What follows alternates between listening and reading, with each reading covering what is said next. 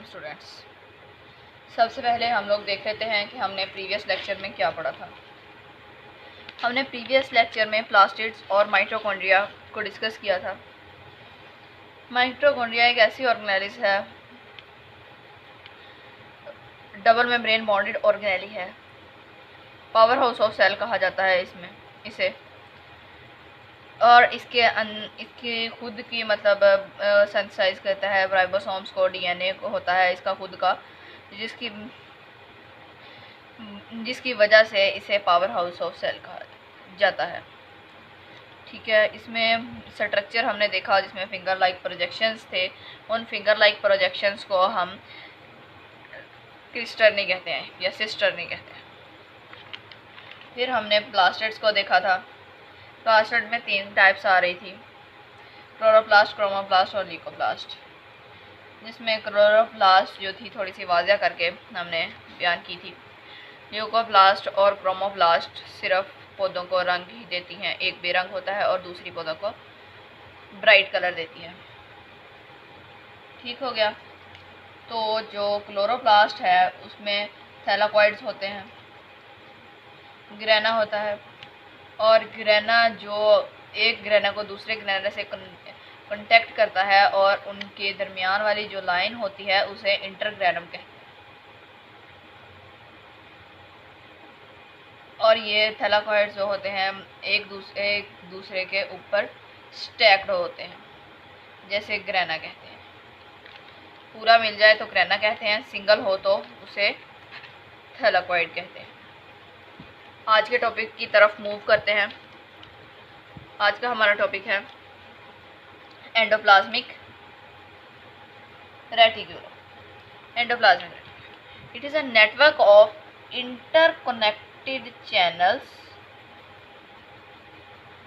That extend, फैला हुआ है, from cell membrane to nuclear इनवेल्व।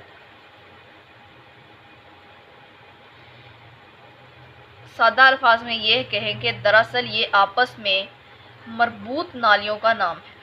Interconnected channels, मरबूत नाली। एक्सटेंड, स्प्रेड है, from cell membrane to nuclear envelope, cell membrane से न्यूक्लियर इनवेल्व तक फैली हुई हैं। इसकी 2 टाइप्स हैं, SER और RER।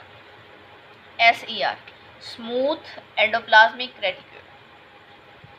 एंडोप्लाज्मिक रेटिकुलम को ER से भी मेंशन किया जा सकता है, शॉर्ट फॉर्म है इसकी एंडोप्लाज्मिक और रेटिकुलम के। सबसे पहले हम लोग डिस्कस कर लेते हैं स्मूथ एंडोप्लाज्मिक रेटिकुलम को। SER, smooth endoplasmic reticulum. Smooth endoplasmic reticulum को स्मूथ एंडोप्लाज्मिक रेटिकुलम इसलिए कहते हैं क्योंकि इसमें राइबोसोम्स की कमी होती है और देखने में ये हमवार नज़र आता है। मेंशन किया हुआ है लेक राइबोसोम्स, और इसका ये फंक्शन है मेटाबॉलिज्म में हेल्प करते हैं और डिटॉक्सिफाई केमिकल्स। मैं समझाती हूँ। इसका बुनियादी फंक्शन मेटाबॉलिज्म और मुख्तलिफ केमिकल्स के असर को ख़त्म करना होता है। ये मुख्तलिफ केमिकल्स के असर को ख़त्म करने में अहम किरदार अदा करता है। मेटाबॉलिज्म भी करता है और मुख्तलिफ केमिकल्स के असर को ख़त्म करने में भी अहम किरदार अदा करता है। नेक्स्ट हमारे पास है rough endoplasmic reticulum, RER। Rough endoplasmic reticulum को इस वजह से रफ एंडोप्लाज्मिक रेटिकुलम कहते हैं क्योंकि इसमें राइबोसोम्स पाए जाते हैं, हैव राइबोसोम्स। राइबोसोम्स क्योंकि हमने प्रीवियस लेक्चर्स में हमने पढ़ा है कि ये टिनी ग्रेन्यूल्स होते हैं, मतलब ये छोटे छोटे दानेदार स्ट्रक्चर है, जिसकी वजह से जब हम एंडोप्लाज्मिक रेटिकुलम पर अटैच होते हैं हमें रफ नज़र आते हैं। तब ये आपको आगे जाके पता चल जाएगा कि मतलब कैसे, कौन सी अपीयरेंस रफ नज़र आ रही है और कौन सी स्मूथ नज़र आ रही है। इसका फंक्शन होगा प्रोटीन को सेंसाइज करना। हम लोग इसका स्ट्रक्चर देख लेते हैं। इसका स्ट्रक्चर जब मैंने ऑलरेडी ड्रा कर दिया है, और देखें तो ये जो इतनी सतह हमारे पास है, ये आप लोगों ने नहीं मेंशन करना, मैं सिर्फ समझाने के लिए मेंशन कर रही हूँ। इतनी जो मतलब है हमारे पास ये ऑर्गेनेली, ये हमें रफ नज़र आ रही है क्योंकि इसके ऊपर राइबोसोम्स अटैच हैं, और ये जो है ये हमें स्मूथ नज़र आ रही है क्योंकि इसके ऊपर राइबोसोम्स अटैच नहीं है, हमवार है ये। और ये हमारे पास ये इतनी सतह जो है वो रफ नज़र आ रही है, और ये जो है ये हमारे पास स्मूथ नज़र आ रही है। ये हमने सबसे पहले डिस्कस ही किया था इंटरकनेक्टेड चैनल्स। ये देखा जाए तो ये आपस में एक दूसरे से जुड़े हुए हमें नज़र आ रहे हैं, इंटरकनेक्टेड चैनल्स की तरफ नालियों की सूरत में हमें नज़र आ रहे हैं ये सारे। नेक्स्ट हमारे पास आता है गोल्गी बॉडीज़। गोल्गी बॉडीज़ को हम लोग गोल्गी अपरेटस भी कहते हैं। इसको देखने से पहले मतलब स्ट्रक्चर के बारे में थोड़ा सा और जान लें। इसके स्ट्रक्चर में इंटरकनेक्टेड चैनल्स का मजमुआ हमें नज़र आ रहा है। अगर आपको समझ नहीं आ रही तो मैं मतलब रिपीट 2-3 दफ़ा इस चीज़ को रिपीट कर रही हूँ कि हमें इसमें इंटरकनेक्टेड चैनल्स का मजमुआ नज़र आ रहा है।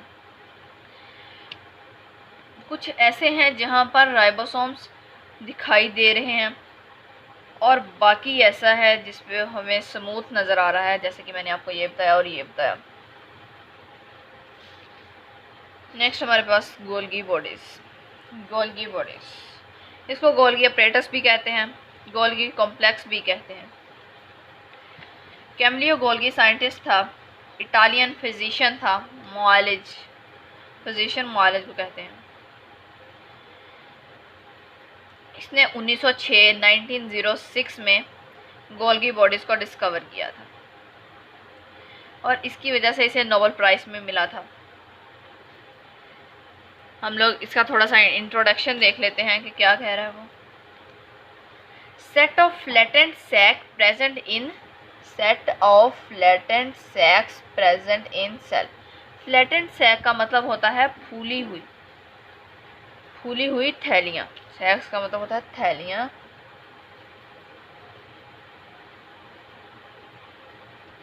और फ्लैटेंड का मतलब होता है फूली हुई थैलियाँ। फूली हुई थैलियों का एक सेट है हमारे पास, जिसे हम लोग गोल्गी बॉडीज़ कहते हैं। ये दोनों में पाई जाती हैं, प्लांट्स में भी पाई जाती हैं और एनिमल्स में अक्रेंसेस की। नेक्स्ट हम लोग देखते हैं इसका फंक्शन क्या होगा। Modify material. ये देखिए जब मैंने इधर ड्रा किया हुआ है स्ट्रक्चर, ये हमें फूली हुई थैलियाँ नज़र आ रही हैं, और यहाँ पर हमारे ये स्ट्रक्चर है इसका, स्ट्रक्चर है इसका। और ये जो हमारे पास इधर मैंने ये मटेरियल्स ड्रा किए हैं, ये हमारे पास एंडोप्लाज्मिक रेटिकुलम से आते हैं, और को गोल्गी वेसिकल्स कहा जाता है। मैं समझाती हूँ इनको। इसका फंक्शन जो है वो मॉडिफाई मटेरियल्स को मॉडिफाई करना है। मॉडिफाई मटेरियल वो मटेरियल हैं जो कि एंडोप्लाज्मिक रेटिकुलम से आते हैं, ये उनको मॉडिफाई करती है, उनकी पैकिंग में हेल्प करती है, जो सेल में एक जगह से दूसरी जगह मटेरियल मुंतकिल करने में मदद देते हैं। मैं रिपीट कर रही हूँ, ये लाइन आपके लिए समझना बहुत ज़रूरी है। मॉडिफाई मटेरियल वो मटेरियल्स जो कि एंडोप्लाज्मिक रेटिकुलम से आते हैं या उनको मॉडिफाई करती है, ये उनको मॉडिफाई करती है, जो सेल में एक जगह से दूसरी जगह मटेरियल्स ट्रांसफ़र करते हैं या मुंतकिल करने में मदद देते हैं। स्मूथ एंडोप्लाज्मिक रेटिकुलम या रफ एंडोप्लाज्मिक रेटिकुलम, जो वो मटेरियल हैं जो कि एंडोप्लाज्मिक रेटिकुलम से आते हैं, ये उनको मॉडिफाई करती है, उनकी पैकिंग में हेल्प करती है, जो सेल में एक जगह से दूसरी जगह मटेरियल मुंतकिल करने में मदद देते हैं। मैं रिपीट कर रही हूँ, ये लाइन आपके लिए समझना बहुत ज़रूरी है। मॉडिफाई मटेरियल वो मटेरियल्स जो कि एंडोप्लाज्मिक रेटिकुलम से आते हैं या उनको मॉडिफाई करती है, ये उनको मॉडिफाई करती है, जो सेल में एक जगह से दूसरी जगह मटेरियल्स ट्रांसफ़र करते हैं या मुंतकिल करने में मदद देते हैं। स्मूथ एंडोप्लाज्मिक रेटिकुलम या रफ एंडोप्लाज्मिक रेटिकुलम। जो एंडोप्लाज्मिक रेटिकुलम की दो टाइप्स हैं, उनका एक अहम काम ये भी है कि ये ट्रांसपोर्ट ऑफ मटेरियल में मददगार है। मतलब मटेरियल को एक जगह से सेल में एक जगह से दूसरी जगह ट्रांसफ़र करने में हेल्प देती है। यहाँ से मुख्तलिफ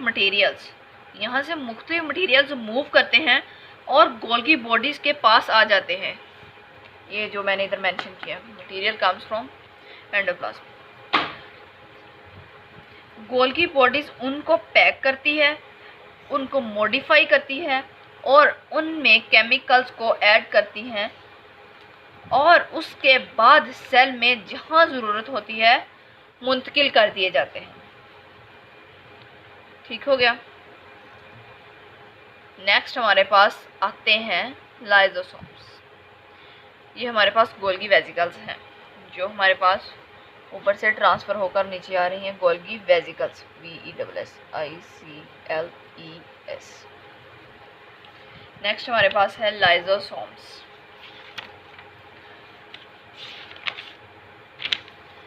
लाइजोसोम्स एक क्रिश्चियन साइंटिस्ट था, रेने डेवी, इसने डिस्कवर किए थे लाइजोसोम्स को।